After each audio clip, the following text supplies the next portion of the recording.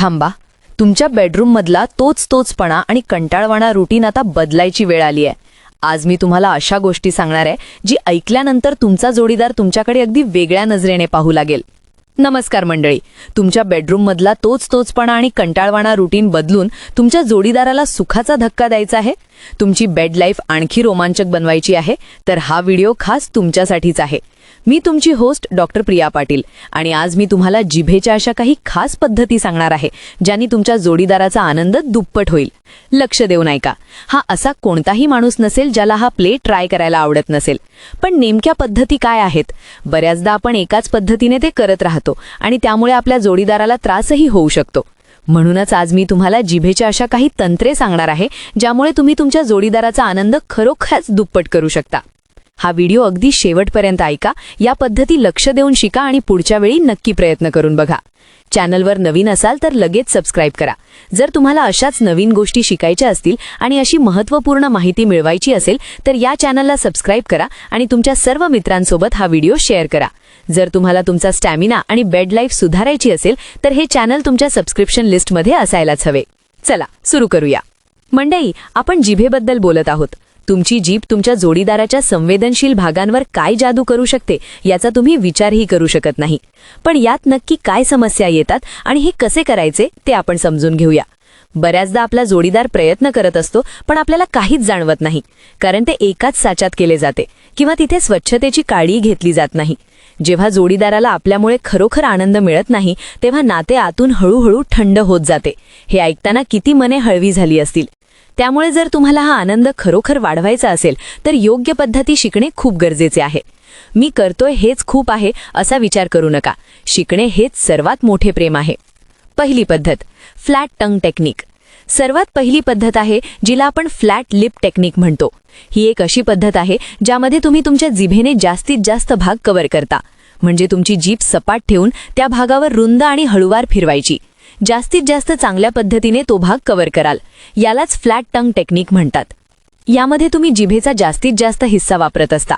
हे तंत्र विशेषतः सुरुवातीच्या काळात खूप प्रभावी असते, कारण यामुळे जोडीदाराला एक व्यापक आणि उबदार संवेदना मिळते.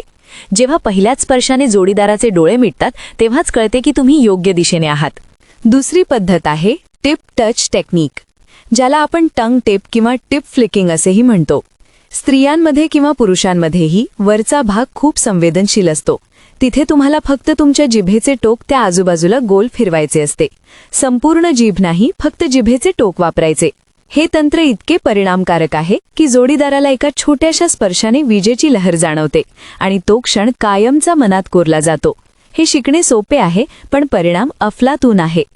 तिसरी पद्धत आहे ज्याला आपण द प्रेशर टच म्हणतो. यामध्ये तुम्ही तुमच्या जिभेने किंवा जिभेच्या टोकाने थोडा वेळ दाब देण्याचा प्रयत्न कराल आणि मग सोडून द्याल. पण एक गोष्ट नेहमी लक्षात ठेवा, दात मध्ये येता कामा नयेत. दातांचा स्पर्श झाल्यास जोडीदाराला वेदना होऊ शकतात. त्यामुळे फक्त जिभेने दाब द्यायचा आणि सोडायचा. हे दाब री सुटकेचा खेळ तुमच्या जोडीदारासाठी खूप रोमांचक असू शकतो. अपेक्षा आणि आश्चर्य या दोन गोष्टींचे मिश्रणच उत्तेजनेला शिखरावर नेते. या व्यतिरिक्त एका खूप छान पुस्तकात याबद्दल वाचले होते. तुम्ही तुमच्या जिभेच्या टोकाचा वापर करून तुमच्या जोडीदाराच्या संवेदनशील भागावर 8A असे काहीही आकार बनवू शकता आणि मग तुमच्या जोडीदाराला ओळखायला सांगा की तुम्ही जीभ कशी फिरवली. हा खेळ तुमच्या जोडीदाराला खूप जास्त उत्तेजित करू शकतो. हे ऐकून अनेकांना हसू येईल, पण हे खरोखरच करून पाहिल्यावर समजते की या खेळातून नाते किती अधिक जवळ येते. गोल फिरवणे किंवा गिरक्या घेणे यांसारख्या पद्धतीही तुमच्या जोडीदाराला एक वेगळा अनुभव देतात. नेहमी हे समजून घ्या, तुमच्या हातांचा आणि तोंडाचा वापर एकाच वेळी झाला पाहिजे, जेणेकरून तुमचा जोडीदार याचा पूर्ण आनंद घेऊ शकेल. असे होऊ नये की तुम्ही फक्त एकाच ठिकाणी लक्ष देत आहात, कारण संपूर्ण शरीराला एकत्र जागवणे हेच खऱ्या अर्थाने प्रेम आहे. याशिवाय एका बाजूने दुसऱ्या बाजूला आणि वरून खाली हालचाल करणे सुद्धा खूप महत्त्वाचे आहे. प्रत्येक प्रकारे नवीन गोष्टी करून पाहिल्याने तुमच्या जोडीदाराला एक वेगळाच आनंद मिळू शकतो आणि प्रत्येक वेळी एक नवे आश्चर्य हेच नात्याला जिवंत ठेवते. तुम्ही इच्छित असल्यास बर्फाचा खडा वापरून किंवा थोडेसे कोमट काहीतरी वापरूनही तुमच्या जोडीदाराला खुश करू शकता. तापमानाचे हे वेगवेगळे अनुभव शरीराला एक अनोखी संवेदना देतात जी केवळ अनुभवणाऱ्यालाच माहीत. अनेक लोक जिभेसोबतच मधाचा किंवा काही खाण्यायोग्य सुगंधी द्रव्यांचा वापर करतात, तेही तुमच्या जोडीदाराला उत्तेजित करेल. हे सगळे अवलंबून आहे की तुम्ही तुमच्या जोडीदारासाठी कोणती पद्धत निवडू इच्छिता, आणि हीच निवड म्हणजे तुमचे प्रेम. खूप जास्त वेळ हे केल्यामुळे बऱ्याचदा तुमच्या जोडीदाराच्या खाजगी भागावर सूज किंवा लालसरपणा येऊ शकतो, पण घाबरायचे कारण नाही. हळूहळू ते ठीक होते. जर संसर्गासारखी शक्यता वाटत असेल तर बाजारात अनेक मलम उपलब्ध आहेत जे यातून बरे करतील. पण सर्वात महत्त्वाची गोष्ट म्हणजे संमती, आणि जोडीदार असा हवा ज्याला तुम्ही नीट ओळखता आणि जे वैद्यकीयदृष्ट्या सुरक्षित असावे. अन्यथा फक्त आणि फक्त डेंटल डॅम किंवा संरक्षणाचाच वापर करायचा आहे. ही गोष्ट पक्की लक्षात ठेवा. त्यानंतर योग्य प्रकारे स्वच्छता राखणेही खूप महत्त्वाचे आहे, कारण स्वच्छता आणि सुरक्षितता या दोन गोष्टी प्रेमाइतक्याच महत्त्वाच्या आहेत. मला आशा आहे की आजच्या या माहितीने तुमच्या शंका दूर झाल्या असतील. यावर फक्त हसण्यापेक्षा हे समजून घ्या की जेव्हा तुमचा जोडीदार खरोखर खुश होतो आणि तुमची बेड लाईफ सुधारते, तेव्हा तुम्हाला समजेल की हे शिक्षण किती महत्त्वाचे होते. एक आनंदी जोडीदार म्हणजे एक आनंदी नाते, आणि आनंदी नाते म्हणजे एक सुंदर आयुष्य. तुम्हाला आणखी काही जाणून घ्यायचे असेल तर पटापट या चॅनलला सबस्क्राईब करा. मला वाटते याहून अधिक चांगली वैज्ञानिक आणि वैद्यकीय माहिती देणारे चॅनल तुम्हाला सहजासहजी मिळणार नाही, जे तुमच्यासाठी खरोखर उपयुक्त असेल.